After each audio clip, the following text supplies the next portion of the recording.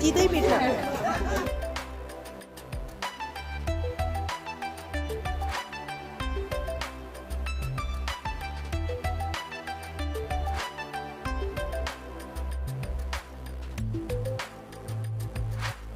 এটা এটা আমাদের আশিক ভাইয়ের ওয়াইফ।